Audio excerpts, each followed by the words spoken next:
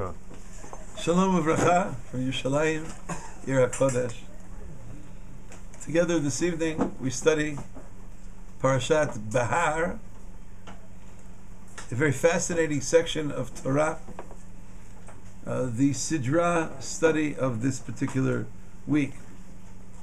And one of the themes of our Torah section this week is connected to levels of support that one has to demonstrate to anyone who unfortunately is in a state leading them to become destitute or impoverished. The Torah speaks several times in Parashat Behar of sensitivity to the poor and sensitivity to a person who is about to become poor, someone who is faltering and on the road to poverty. But there's one term which is repeated several times, and I'd like to study that together. For instance, we read V'chi yamuch achicha, when your brother is becoming poor, umata yado, and his means are faltering, his hands are falling, he's losing it financially.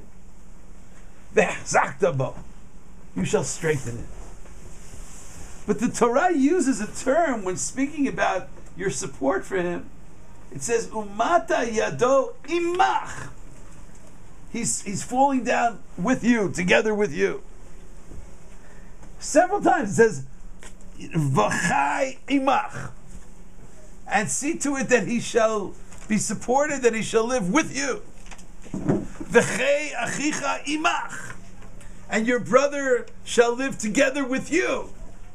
Or later on, again, when it speaks about another case of poverty, the Torah repeats the phrase, V'chi yamuch achicha imach. When your brother, your sister, becomes poor with you. Or in the book, earlier in the book of Exodus, in the book of Shemot, Im kesef talved ami et ha'ani imach. Lend money, take care of the person who is poor with you, imach. And I was intrigued by this phrase as to why exactly does the Torah add in discussion of the person becoming poor, the person already is suffering levels of poverty. Why this expression imach? What's the lesson? What does imach mean? What does it come to add? What's the lesson in the text?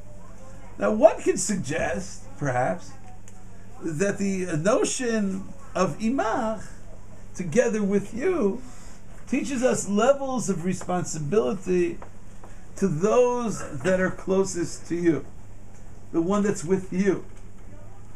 The well-known statement of the verbiage of poverty begins at home is surely a religious Jewish teaching. It does begin at home. And a person has a greater responsibility to family members who, God forbid, in need than they have to strangers. Family comes first. Imach, with you. The ones who are closest to you. Imach. That's one of the ways that we derive this principle. The extended family. Maybe your community. You have obligations for your imach, those that are with you. Your people. You have to help everyone in the world, but your people, imach. That's a possibility.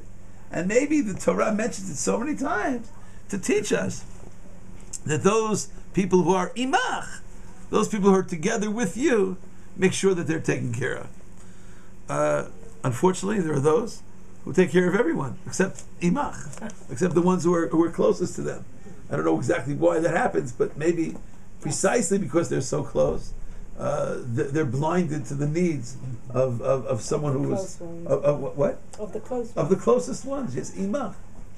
Rashi, quoted in certain versions of Rashi in his commentary on Mishpatim, learns imach with the following words: together with you, imach. The only real way to support poor people is to see yourself as if you were the one who was in need.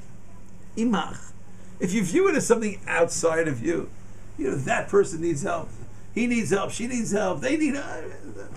So maybe it's something that's distant from your inner being. But imach, hevei mistakel ba'atzmecha, ki ilu ata ani. Consider the matter. Maybe when you're making decisions about how to support this person, how would you like to be supported? If God forbid you were in the state of the person in need. And the way you're supposed to give charity is imach. Don't view it as something external. View it as something internal. View it as something that's happening to you. Hevei mistakel ba'atzmecha, ki'ilu atani, imach. It's you. It's not someone else. We're all together. And maybe if we have a united soul, if someone else is suffering, we're supposed to be suffering with them. It's not as if that person is in need and I'm okay. If that person is suffering, then in a certain sense I'm suffering also. I have to feel their suffering. I have to imo. The same word like imach.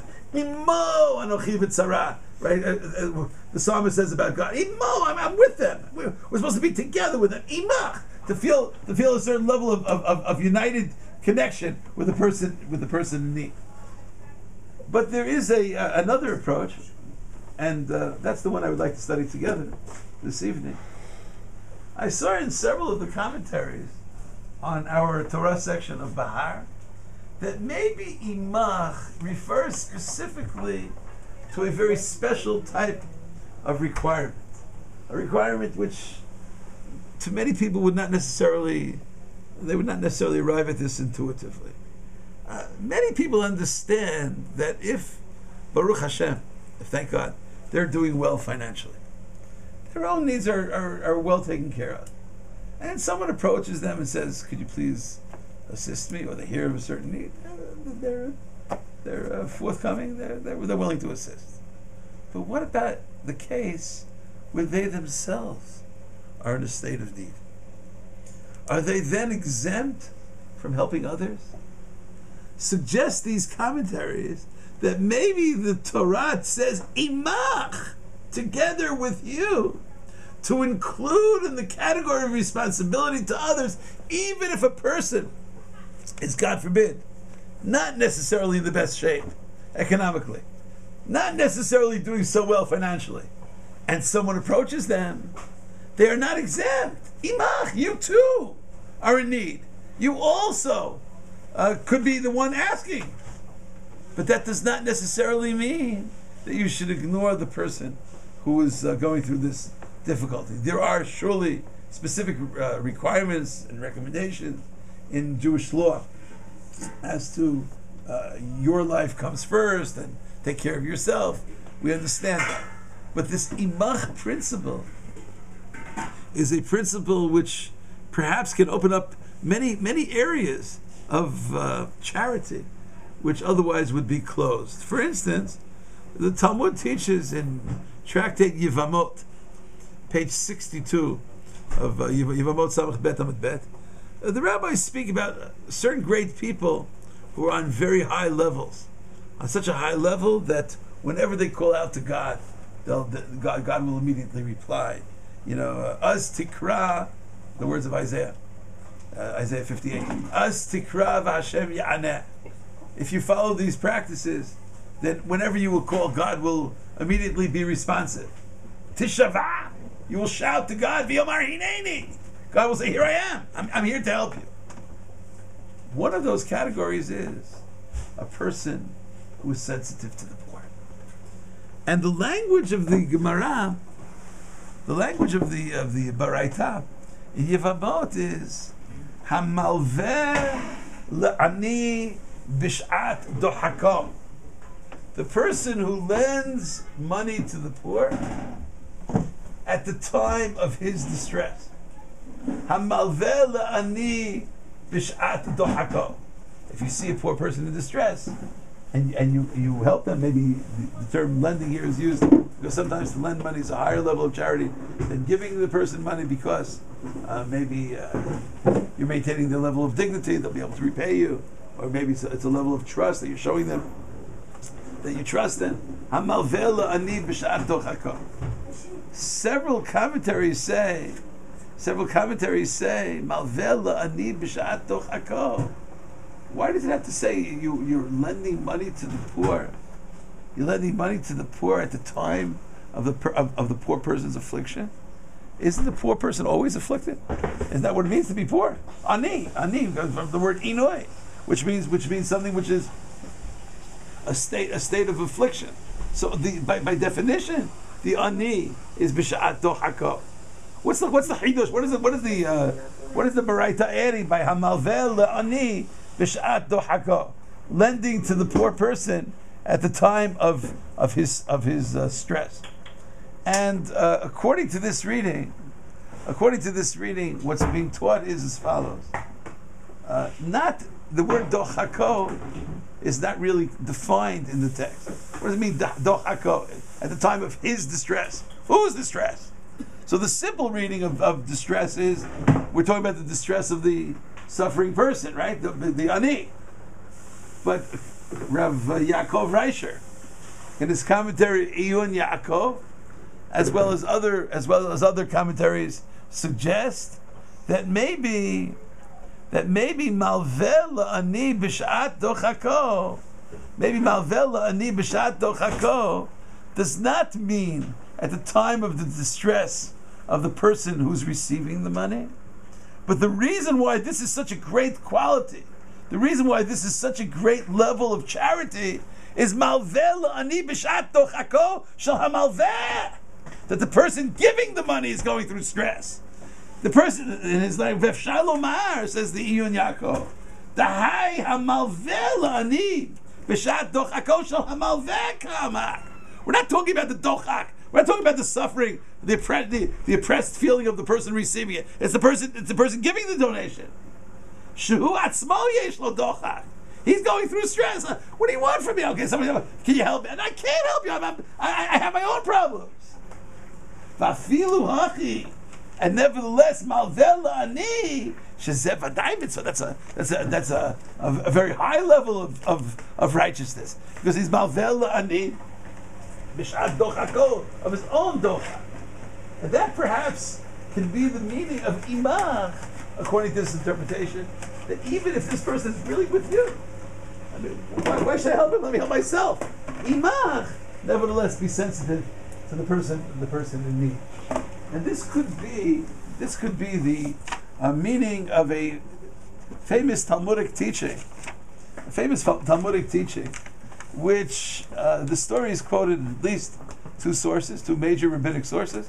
The most famous is in the Talmud Bava Batra. In the Gemara Bava Batra, Daf Yud Aleph, page 11a, where the Gemara, the entire sugya there in Bava Batra deals with many of the laws of charity, the teachings of charity, the concepts of charity. But it's also quoted in Avot de Rabbi Natan in chapter 3, paragraph 10. There's a story about a man called Binyamin Hatzadik, Binyamin the righteous one, and he was in charge of the public. He was in charge of the public charity fund. And a woman came to him in the time of great need. There was a great need in the community. It says in the Gemara, it was Bishnei Batzoreh. It was a time of famine. It was a time of distress. The community was suffering. And this woman comes to him and says, Rabbi Parnaseini, Rabbi, please sustain me. Rabbi, give me some donation. He's in charge of the charity fund. So he says to her, I swear, Avodah, I swear. It's one of the languages of Shavua. We're very careful about Shavua, very careful about oaths. I swear, she'ein b'kupa shel tzedakah klum. There's nothing. There are no resources. There's no money left in the charity fund. He's in charge of the charity fund. There is no money in the charity fund. And the Gemara speaks at length, as does Avot Rabbi Natan, in repeating this story about how Binyamin Hatzadik, in hearing the plea of this woman, takes his own money and gives it to her. And according to one interpretation of one of the commentaries of on Avot Rabbi Natan, the novel point that's being stressed there is, it wasn't okay, the public fund didn't have money, so he went to his bank account and he just took out something from one of his accounts. It means that he too It was Shnei Batzorin. It was a time of difficulty. It was a time of distress.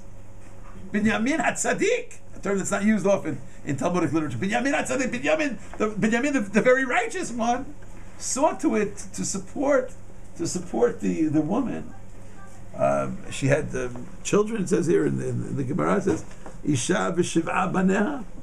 She said, if you don't support me, Isha v'shiv'a baneha meitim. We're all going to die of hunger. We're all going to die. And Amad upirnisa mishalo. The rabbis teach how this was a special meritorious deed for Binyamin HaTzadik, and at a very later point in his life, when his own life was on the line, this was the merit that saved him, and many years were added to his life. 22 extra years, even though he was on the verge of death. What was so great about Binyamin? What was so great about Binyamin HaTzadik? According to this interpretation, Binyamin HaTzadik was exceptional because he was carrying out the practice that we're learning about this evening. Imach. It was a Shnei Batzorin. He himself was going through difficulty. So the lesson that we're learning is, together, that just because someone has a certain situation which is troubling to them, they should never be deaf to the calls and to the pleas of others in similar situations. And perhaps sometimes when someone does something under stress, where it's more difficult to carry out that mitzvah, maybe the reward is ever so greater than when they would be able to do it with great ease.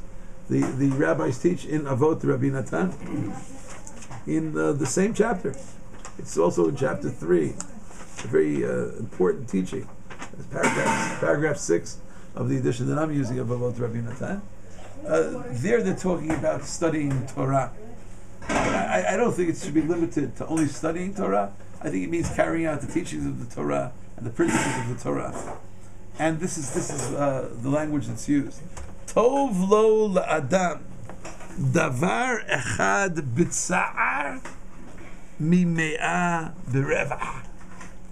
A person that studies Torah under stress, a person that's dedicated to Torah under stress, is it's more than 100 times the level than if they would be doing it with great ease. It means it requires self-sacrifice. The self-sacrifice of the dedication to the Torah is 100 times more. The reward is 100 times more. The action is considered even 100 times greater. Perhaps if chiyamuch achicha imach, you yourself, God forbid, are going through a difficulty. If you do the imach kind of teaching, then tovlo davar echad b'tzar mimea berevach. We hope that we'll all together experience this evening a type of world where the words of the book of Devarim will be fulfilled, where poverty will be removed completely from the world. One of the only challenges will be how we'll be able to fulfill the concepts of charity, and probably the rabbis will say that just studying about charity is the equivalent of doing it. There will be no need for charity. Efes ki lo yeh b'cha evyon. May we experience that kind of existence. It's very. Thank you so much for listening. V'yishaberach Avoteinu Abraham Yitzchak Yaakov Moshe Aaron David Shlomo v'Imoteinu Surah Rivka Rachel Leah v'Yivarech v'Yirapeh v'Yichazek v'Yitzor v'Yishmar et Yirmiyahu ben Pri ben Achamam v'et Sarah Shirel bat Lorraine v'et Michael Sarah Leah. You're Sarah Leah. Sarah Leah Bafegi Manja. Sarah Leah Bafegi Manja. Bafega Manja. Ve'et kol cholei Yisrael el nar v'fadalehem v'kadosh baruch hu yimalei rachamim aleihem lachnimam v'rachotam lachzikam lachnatam v'yishlach lehem meheira v'fuah Hashem min hashamayim l'chol Avraham l'chol gidehem b'toch sha'ar cholei Yisrael v'fuat hanefesh v'fuat haguf hashta b'galav z'makriv v'namayim. Amen. Thank you. That's it. What? You want to sing something? Yeah, what I sang last time without the instrument, now to sing it with the instrument. Maybe during Sfirat Omer without an instrument. רגע, אבל זה יום עצמאות. היה. אבל זה יום עצמאות. מוציא. מה? יום העצמאות. מוציא יום העצמאות. בשביל זה באתי בבני ברק, בשביל לעשות לכם זה. So maybe a different time. Where else? You can sing something without an instrument, music. זה כל עכשיו זה הודיעו בעצמאות, אני יודע. לא מעצמאות, בסדר, נו, אבא, נו, יש שקר. Hashem should bless you. We just learned that wanting to do something good is the equivalent of doing it. So it's as if you play the most melodic musical piece ever played in world history. Thank you. Shalom, shalom. Okay, we're gonna try to pray Arvit. Then we have some food.